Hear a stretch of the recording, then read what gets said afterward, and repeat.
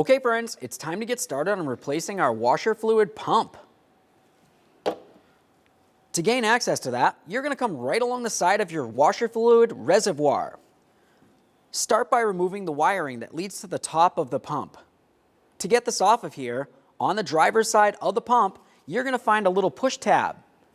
Carefully press on that to release the wiring, lift it up and off, and inspect it for corrosion.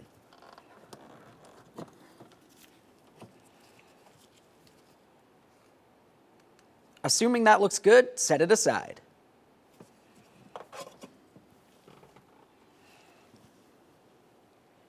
Next, we're going to come over here to this area. This is one of your washer fluid lines. We need to dismount this from the reservoir. I'll carefully get underneath this area and gently pry it off, being extremely careful not to damage it in any way.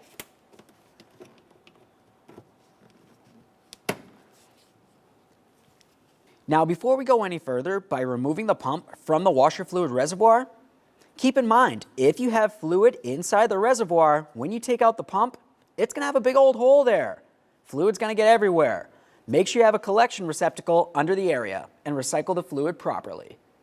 Now that I mentioned that, go ahead and grab onto that washer fluid pump and we're going to pry it away from the reservoir. Once you have it popped free from its mounting point, go ahead and lift it straight up. After that, we're going to start removing the line from this. To remove this line, I'll use a small pocket screwdriver. You have a clip that goes around the line here. You have one side that comes here, and it makes its way all the way around to the other side, essentially forming a U. We're going to carefully pry this off of here. Now, as I start sliding this off, you'll notice I'm holding my index finger over this area. It's under spring pressure, and it's going to want to shoot off. Once you have the clip off of there, just give it a quick inspection and set that aside. Now we can carefully grab the pump and the line and separate the two. There it is, friends. Okay, friends, now it's time to put on our brand new pump. Give it a quick inspection, make sure it matches up with your original.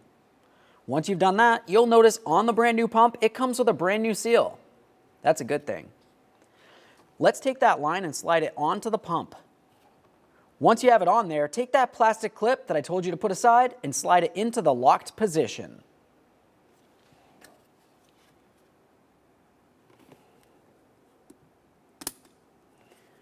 Go ahead and give that line a quick tug. We're trying to pull it off of the pump. If it falls off, the clip isn't doing its job. This one feels great, so let's get ready to install this into the washer fluid reservoir.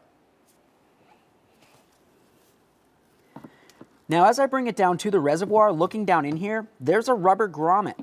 It's a good idea to make sure that this lines up perfectly so you don't damage it along the way. Slide that down in as far as I can. I'm going to give it a little tug to make sure it's secure in position. That feels good.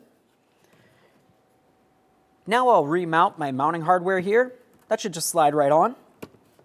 Give that a tug.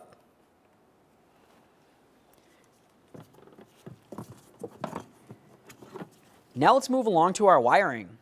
We'll take this, put it in the proper position, slide it in, and listen for a click.